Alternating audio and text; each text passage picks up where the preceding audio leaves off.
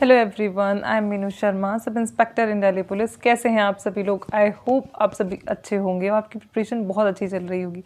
जिस सेक्शन के रिगार्डिंग आज हम लोग बात करने वाले हैं, थंबनेल में आप सभी लोग देख चुके हैं और देखकर बहुत खुश भी हो रहे होंगे। जी हाँ, आरपीएफ के अंदर कांस्टेबल और एसआई दोनों की जो वैकेंसीज़ हैं वो अपकमिंग हैं। वो 2022 में ही आनी थी बट लेट हो गई, तो थोड़ा वो 2023 के अंदर आनी ही है, डेफिनेटली आनी है। तो जिन लोगों का सपना आरपीएफ में कांस्टेबल या फिर एसआई भर्ती होने का है, तो वो लोग अपनी कमर कस लें, प्रिपरेशन अपनी अच्छी रखें और हर तरीके से लाइक फिजिकली भी उन लोगों को फिट रहना है और अपनी प्रिपरेशन जो रिटन एग्जामिनेशन की प्रिपरेशन है वो भी उनकी बेस्ट होनी चाहिए।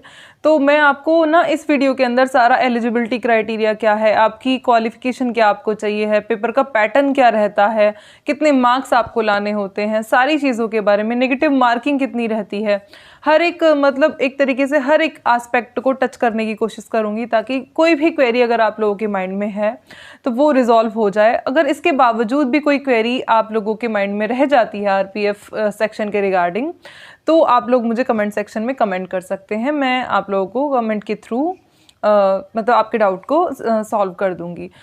एक चीज़ और मेरे को बोलनी थी, जो भी लोग चैनल से जुड़ रहे हैं वो प्लीज़ चैनल को सब्सक्राइब कर लें, साथ ही साथ वीडियोस को लाइक और शेयर भी करें, बिकॉज ये चैनल आप लोगों के लिए, अगर आप गवर्नमेंट जॉब एस्पिरेंट हैं तो बहुत अच्छा साबित होने वाला है, बहुत इन्फॉर्मेटिव होने वाला है।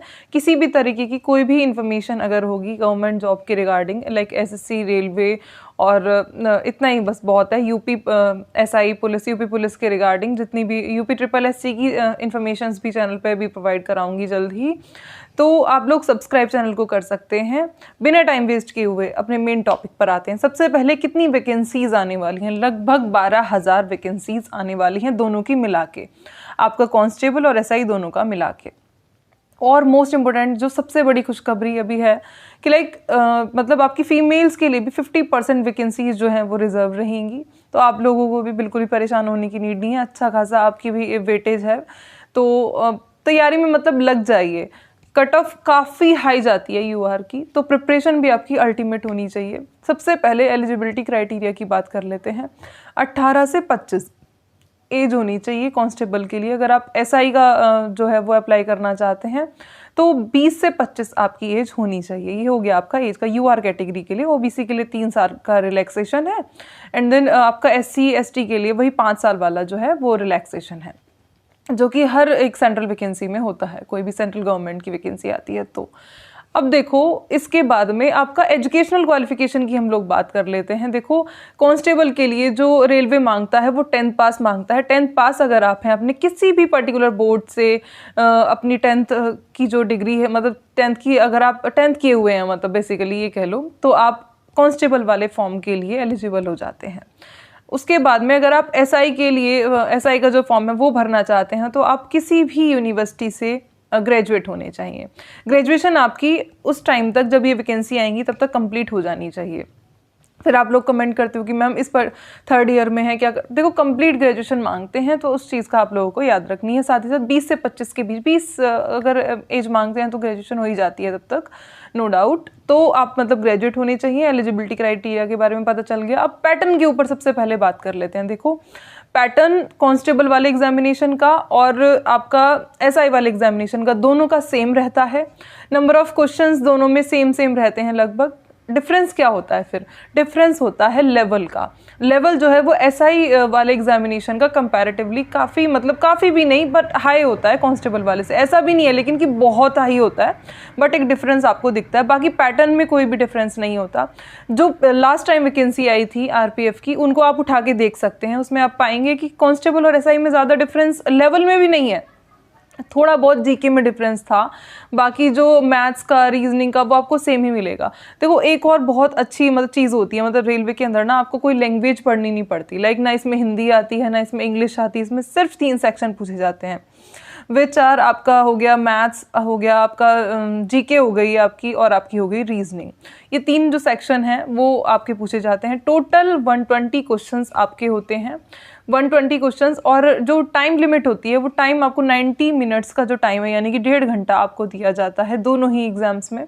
और 120 क्वेश्चंस आपके पूछे जाते हैं, जिसमें से आपके 35 क्वेश्चन होंगे मैथ सेक्शन से, 35 क्वेश्चन होंगे आपके रीजनिंग सेक्शन से, और 50 क्वेश्चंस आपके पूछे जाएंगे जीके सेक्शन से। तो कितने हो गए देखो, 50 जीके हो गई, 35 आपके मैथ्स हो गए, 35 आपकी रीजनिंग होगी। लैंग्वेज कोई है ही नहीं, तो सोचो कितना अच्छा मौका है।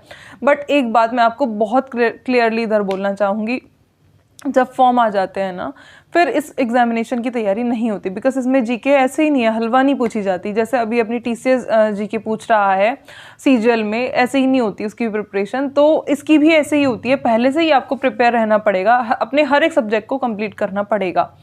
तो नोटिफिकेशन आने पे, जब नोटिफिकेशन आ जाएगा, फॉर्म आ जाएगा, तब सिर्फ आप क्या कर सकते हैं, आप अपना रिवीजन और मॉक, 2 ही चीज़ें आपको करनी है। अभी के टाइम पे यही ट्रेंड है हर एक एग्जामिनेशन का, तो अभी से ही अपने तीनों सब्जेक्ट को कंप्लीट करके रख देंगे। लैंग्वेज नहीं है, मैं तो कहती हूँ बहुत बड़ा एज है ये अपने आप में। लाइक इंग्लिश अगर हम पढ़ते हैं, कितना टाइम हमारा उधर डिवोट होता है, हिंदी में भी कितना टाइम डिवोट होता है, अगर जिस एग्जाम में हिंदी पूछी जाती है, इसमें कोई लैंग्वेज ही नहीं है, और जॉब भी बहुत अच्छी है, सेंट्रल गवर्नमेंट की जॉब है।